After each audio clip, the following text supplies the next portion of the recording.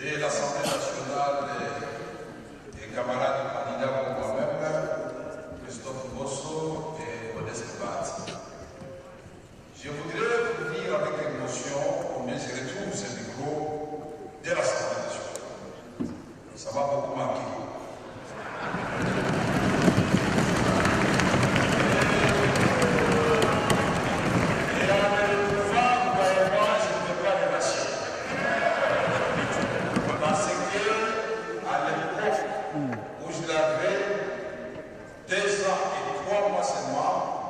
Donc elle pense qu'il avait fait tout le mandat, mais c'était 2 ans et 3 mois seulement.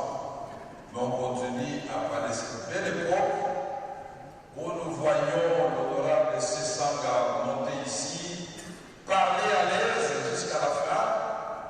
Et pendant que les membres du peuple m'interpellaient, j'ai dit non, votre tour viendra. J'appelle Bouchard, venez contredire Sessanga. Argument contre argument.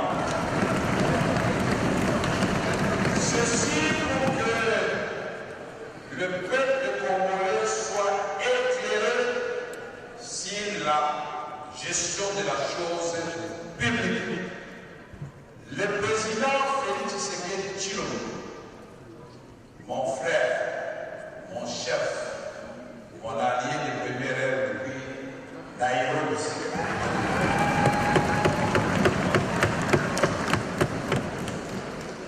Nous avons démarré la campagne de façon extraordinaire.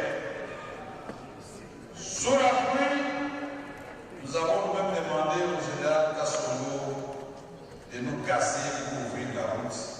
Et finalement, à qui triomphalement, chef de l'IDPS, par Jean-Marc Abou Nessier, Augustin Kabouyessi. C'est le début, c'est la paternité.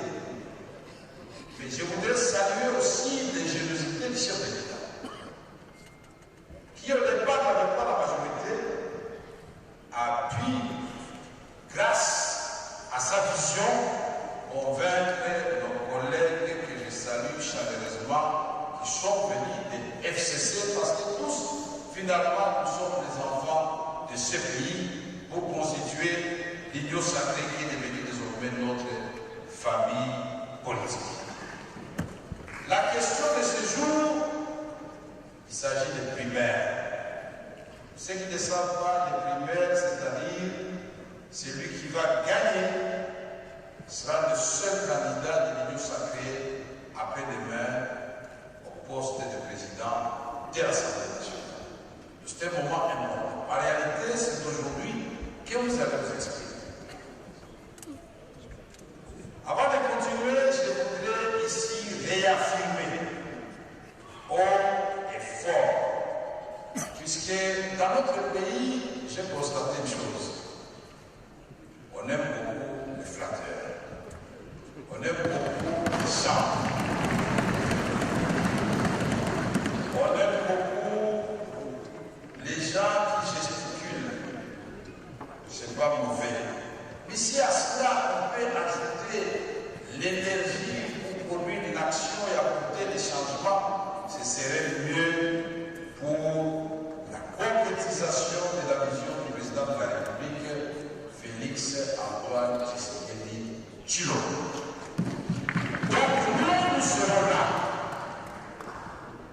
tout en étant loyal au président de la République démocratique du Congo, et ça ne souffre de l'ombre d'aucun doute, puisqu'il est fait par d'eux-mêmes au commencement de l'étude. Ensemble, on est passé par beaucoup de péripéties. Le prophète des malheurs non prophétisable, quand même se dit il va entrer dans l'opposition. Ah, quand même, bon voilà, il va refuser. J'ai été vice-premier ministre de l'économie par la volonté du président de la République, mais grâce à Dieu aussi. Nous sommes de cette race de personnes. Même quand vous nous mettez comme huissier, nous essayons de faire ce travail de huissier avec le maximum d'énergie et d'intelligence. Dieu nous donne. Il était le cabinet, beaucoup de gens commençaient à croire qu'il était le cabinet, c'est le poste de président. La loyauté n'exclut pas l'efficacité. Voilà pourquoi je vais vous rappeler, honorable député, chers collègues, que dans l'articulation des institutions, dans notre propre constitution, la première institution, c'est le président de la République, et je vous demande d'applaudir phonétiquement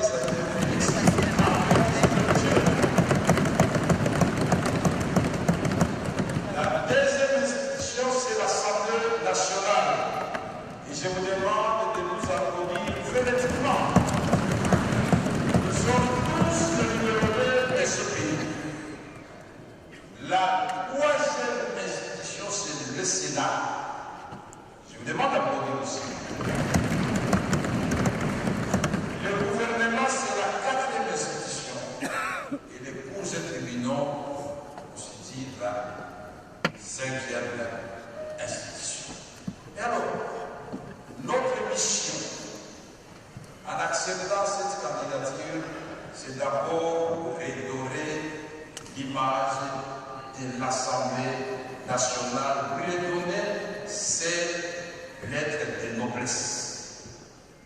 L'Assemblée nationale, c'est la représentation du peuple. Nous méritons respect et cette institution doit prêcher par l'exemple. Redorer l'image de l'Assemblée nationale, c'est la façon aussi de conduire le débat. La démocratie, oui. La contradiction, oui. Mais les invectives, non. Et je vous préviens maintenant, pour ceux qui veulent voter pour moi, que je ne vais pas vous flatter pour vous dire que quand je tiendrai ce micro-là, que vous soyez de l'opposition ou de la majorité, nous devons avoir un pacte qui découle de la Constitution. Le président est irresponsable devant la Chambre. Ne demandez pas de comptes au président de la République. Demandez des comptes au gouvernement. Ce n'est pas très compliqué. Vous n'avez qu'à poser la question à François Mamba, à Alissanga Bomanga et les autres les gens de Sekoussa. Quand je l'avais dit, ils étaient fâchés. Mais finalement, ils ont compris. Le président ne gère pas le pays au quotidien. La Constitution vient du Premier ministre responsable de l'accomplissement de son gouvernement devant les honorables députés, c'est-à-dire devant la Chambre basse. Et fait de chaque ministre chef de son département et il en répond devant l'Assemblée nationale. Voilà pourquoi nous allons renforcer le contrôle parlementaire. Parce que dans le passé, nous l'avons fait. Nous ne parlons pas en l'air. Dans le passé, ici, vous avez vu, Maître Kourou a failli passer, il était ministre près de la présidence, et pourtant de ma famille politique, le PPRD, mais nous avons dit qu'il ne faut pas qu'on fasse porter les erreurs d'un ministre au président de la République. Parce que beaucoup se cachent derrière le président de la République. Quand le président de l'Assemblée nationale interpelle le ministre, ah non, monsieur le président, ce monsieur-là commence à être opposant. Non. Il s'agit de deniers publics. Il s'agit du programme que vous avez amené ici et adopté par l'Assemblée nationale. Nous allons suivre ce programme à la loupe. Nous allons l'évaluer et nous avons fait des recommandations au chef du gouvernement, Madame la Première ministre, pour dire pour tel secteur, ce ministre en tout cas, nous voyons qu'il patauge ou qu'il régresse. C'est notre rôle. Le contrôle parlementaire veut dire aussi, et le professeur Bat l'a dit à juste titre, la Cour des comptes est sous la tutelle de l'Assemblée nationale. Les rapports de l'IGF sont déposés tout aussi bien auprès du président de la République, mais s'ils ne sont pas déposés à l'Assemblée nationale, c'est un manquement. Mais nous demandons qu'ils soient déposés ici pour que les députés, dans le cadre d'une mission renforcée, voilà les meilleures façons de combattre l'impunité. L'Assemblée nationale, c'était au lieu de savoir et au lieu de débat. Je ne peux pas m'expliquer qu'un 5 ans, je n'ai pas pu ici venir expliquer, vous l'avez même fait. Et ils sont nombreux comme ça. Ce n'est pas normal. Qu'est-ce qui se passe? Chaque mercredi. Et quand il est chez, nous convoquerons le gouvernement secteur par secteur pour suivre l'accomplissement de leur mission. La complicité avec les contrôles supérieurs qui représentent l'Assemblée nationale, l'inspection générale des finances qui fait déjà du bon travail, la Cour des comptes qui, à son temps, nous avions renforcé, nous l'avions équipé, nous avions donné des véhicules, on a même fait l'extension des bâtiments, et aujourd'hui, il y a même une salle qui porte le nom de Vital Carrère. Moi, je ne suis pas en train de vous promettre. J'ai eu la chance d'avoir été président de l'Assemblée nationale. Je vous montre ce qu'il avait fait.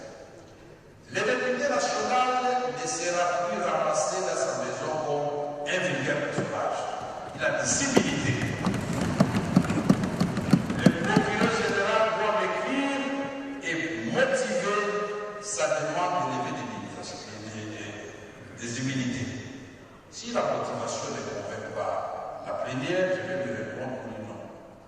On ne lève pas l'immunité.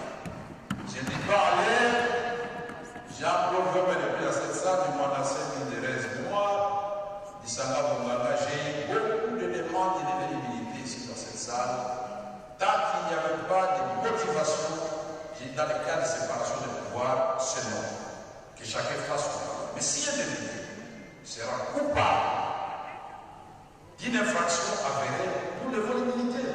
C'est aussi simple que ça, et c'est ça la justice. Je ne vais pas me répéter parce que dans les actes que je l'avais prouvé.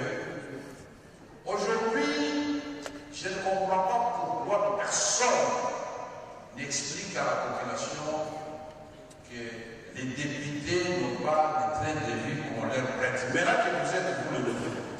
Vous êtes arrivés, est-ce que vous touchez 21 000 $? Est-ce que vous touchez 7 000 $? Je me rends compte que les salaires que j'avais augmentés à son temps, puisque je faisais en sorte qu'ils gardent leur pouvoir d'achat, sont bien au-dessus de ce que vous touchez aujourd'hui comme salaire.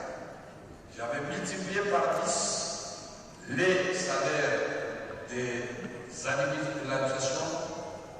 J'avais multiplié au ministère de l'économie par 20 les salaires des fonctionnaires du ministère de l'économie. C'est vérifiable, parce que les sociales, c'est le souci du président. Voyez-moi, c'est dans le fait, pas dans les promesses. Les anciens députés sont ici, il n'y en a aucun qui est venu devant mon bureau. Je peux prendre un exemple. Mon grand frère, mon ancien ministre pendant 6 mois, Christophe Bosso, moi je suis devenu aussi son président de l'Assemblée nationale, il avait un cas qu'il avait résolu en 5 minutes, qui nécessitait un voyage à l'étranger. Il y en a beaucoup comme ça. Je ne peux pas trouver un cas d'injustice avéré. Le ministre Mende, on va l'amener ici là. Notre famille politique veut le descendre. J'ai dit pourquoi? Vous n'allez pas me convaincre. Moi, je considère que c'est le bouc émissaire. Si vous allez voir le président de la République, attention, on vous ment. Lui, c'est le bouc émissaire. Les gens qui ont bouffé l'argent sont ailleurs. Et ça, je n'accepte pas. Il est là, il peut le prouver. Et le président va demander de me poser la question. Il peut travailler pour le ministère de la Communication. Les députés touchés à une date précise. Nous sommes l'autorité budgétaire. Pourquoi le ministre des Finances et des Budgets vont faire peur? Pourquoi? Vous avez des instruments, puisque le budget c'est une loi, mais on doit l'exécuter. Mais un jour, avec les procès BAT, nous avons trouvé des femmes des militaires, 3 ministres. J'ai dit à ces femmes-là, entrez dans la salle. Qu'est-ce qui se passe? Nos militaires sont au front, ils sont impayés depuis 2 mois. Les ministres de la Défense de l'époque ont fait des rages. Vous avez des preuves?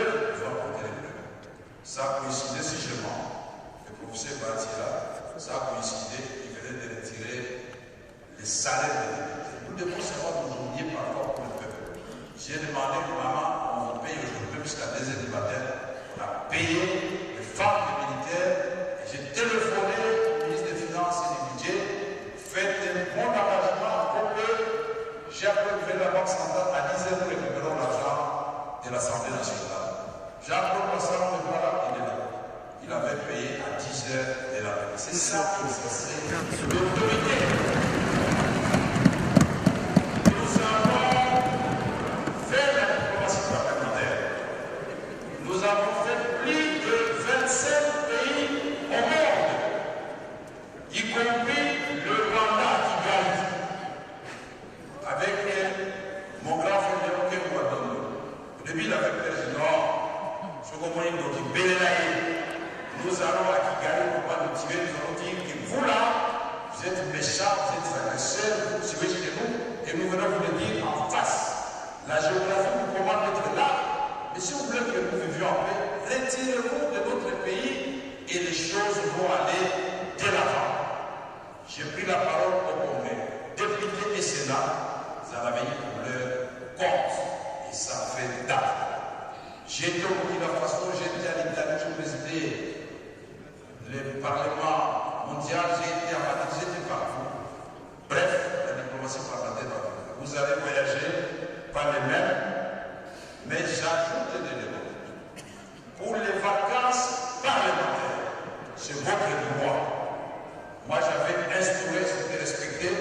Si ça ne se trouve pas dans les budgets, il faut l'ajouter. Il faut qu'à chaque voyage parlementaire, à l'époque, moi, je donnais 10 000 $. Je ne sais pas combien on donne maintenant. Parce que les députés, la rédivabilité, quelle rentre dans ce budget.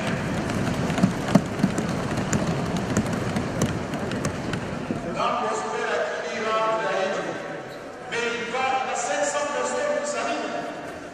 On lui pose le problème de tel centre de santé. C'est pas comment passer pour faire des malades, c'est bien dans les locaux. Donc il faut que vous fassiez des vacances parlementaires pour deux raisons. Première raison, vous n'allez pas seulement voir la population quand vous allez chercher le suffrage. Non. Vous devez rester collé à la population. Vous nous ramenez des rapports parlementaires et dans mon cabinet, celui qui faisait la population, c'est Maître Mayo, il est devenu député aujourd'hui. Et ces rapports étaient présentés en plénière. Et pour ces députés qui n'étaient pas partis en vacances parlementaires, lors des vacances parlementaires, ils n'avaient ni billets ni argent. Les Quinois bénéficiaient des mêmes avantages, parce que c'était compliqué. On a pris la distance la plus élevée, la plus coûteuse, c'était Goma Bukavu Lubumbashi. C'est-à-dire qu'on donne une moyenne, on donne à tout le monde, indistinctement. Mais là, honorable député, votre mission aussi, c'est d'élaborer les lois. On appelle ça proposition de loi. Vous en avez le pouvoir. Si les réformes traînent du côté du gouvernement, vous faites des votes ici, faire des propositions. Mais aussi, notre travail, c'est d'examiner le projet de loi qui vient du gouvernement pour les adopter avec nos amis du Sénat. Et je voudrais souligner ici qu'à mon temps, jamais, vous allez poser la question à mon aîné, jamais je ne l'ai humilié en disant que l'Assemblée nationale passe en force. Non. J'arrivais toujours à trouver des ententes avec lui pour que nous adoptions les textes dans les mêmes termes. Pour garder l'harmonie entre les chambres, bien que la Constitution donne à l'Assemblée nationale le pouvoir de se passer de la vie du Sénat. Mais c'est une façon de respecter les gens. Nous voulons dire aussi qu'ici, là, les débats sur les thèmes d'actualité, en commençant par l'agression dont est victime notre pays, ces débats-là doivent avoir lieu et sans cacher quoi que ce soit pour que les gens, les nord Kivu, les sud Kivu, les Ituri et de l'ensemble du pays et le reste du monde puissent comprendre que le Congo est effectivement victime de... Oui, je suis encore à 12. Alors, pour que le monde entier comprenne que nous sommes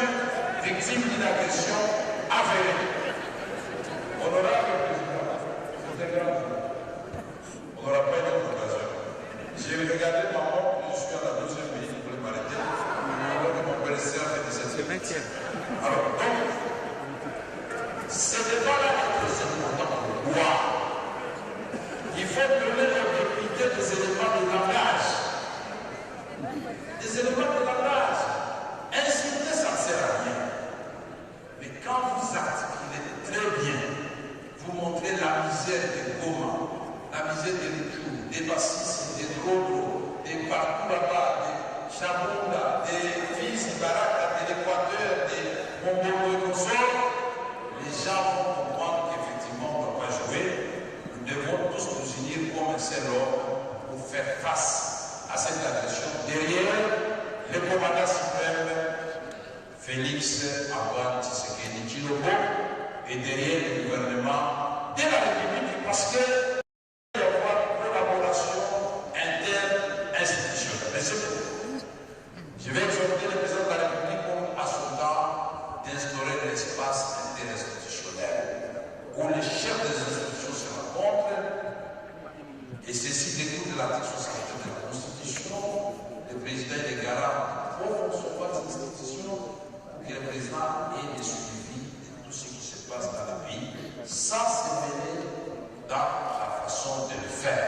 Et là, le droit, puisqu'il doit répondre après son mandat, au peuple congolais. Ici, la femme. Jamais la femme ne se sentira ni marginalisée dans ce sens, ni humiliée. Vous serez respectés, mesdames. Les jeunes, je confie votre vivacité, votre audace pour porter haut le flambeau de la République démocratique du Congo. Avec toutes les richesses que nous avons, on peut faire des miracles. Au niveau du PCR, nous n'avons pas attendu. Quand le président a prononcé son discours, il a fait 6 priorités. Les voici traduits en actes. Et nous avons eu le privilège de nous les remettre et de remettre à Madame la Première ministre comme contribution. C'est d'une part les actions à prendre, les coûts, la durée et l'évaluation. Les routes, mais comment vous allez construire des routes avec l'argent de l'État? L'autoroute. Ça ne se fait plus comme ça. On fait ça en BOT et vous donnez le péage et nous aurons des routes qui vont relier d'autres provinces de la République démocratique du Congo. La salubrité, est-ce que peut-être on va vraiment les vivre au niveau là? Mais les députés sont là, ils regardent, vous laissez les gens tranquilles. Non. On doit travailler, on doit secouer les cocotiers dans le bon sens. Je voudrais rassurer la Première ministre que nous aurons une collaboration, des respectabilités mutuelles et des complicités pour faire avancer les affaires de l'État. Mais ceci ne veut pas dire quand l'Assemblée nationale constate qu'il y a quelque chose qui ne marche pas, on va laisser tranquille. Vous vous rappelez, à l'époque, même Papa Gizenga, je l'avais appelé ici, le juge a dit il y a un niveau. Il était venu s'expliquer. Et il a répondu à François Mamba, je me souviens que le pays c'était le métier. Donc sentez-vous à l'aise. J'avais beaucoup de choses à dire, mais je sens que vous me demandez de m'arrêter là. Sinon, j'avais un projet de secret à vous donner. Mais je le ferai quand vous m'aurez élu président de l'Assemblée nationale. Et je demande vos suffrages et je dois ressentir par vos applaudissements frénétiques. La République démocratique du Congo, ce n'est pas un menu frétard, c'est un géant cœur qui doit retrouver sa place. 2 345 000 km², 120 millions de terres arabes, réserve de bassins d'eau, deuxième forêt du monde, tous les métaux dont on parle pour la voiture électrique, c'est chez Lithium, cobalt, coltan, etc., etc. Et tout cela doit faire en sorte qu'il y ait jonction entre l'intelligence et la pratique pour produire le changement dans notre pays. Quand le Congo va se réveiller, vous allez voir que l'Afrique va marcher, il y aura pas des gens qui vont traverser pour aller prendre des risques de se noyer dans la Méditerranée. Et nous avons fait la jonction Cape Town, nous arrivons déjà Lubumbashi, il faut remonter jusqu'à l'Égypte et partir des plans de Tchad jusqu'à Mombasa. Voilà l'Afrique que nous voulons. Et en tant que panafricaniste, je voudrais remercier le président Félix Antoine Tshisekedi Tshilombo, lui qui a eu le courage d'affirmer au effort les justices dont j'ai d'autres pays, lui qui a expliqué au monde entier grâce à sa vision que si vous laissez les Congos tranquilles, les Congos constituent déjà 50% des solutions, que ce soit les changements climatiques, que ce soit la faim dans le monde, il résorbe 2 fois le déficit alimentaire mondial, que ce soit la crise d'eau, en 2050, ce sera catastrophique. C'est sur le Congo encasté à côté des déserts. Monsieur le Président, merci beaucoup de nous avoir compté parmi vos candidats. Il y a des éléments que je ne peux pas dire ici parce que je suis un homme d'État tout simplement. Et je suis candidat comme les autres candidats. Que les meilleurs l'emportent, je demande vos suffrages. Et après ça, je vais garder la même humeur, je vais saluer tout le monde et je resterai loyal au président de la République que je gagne et que je perds. Merci beaucoup.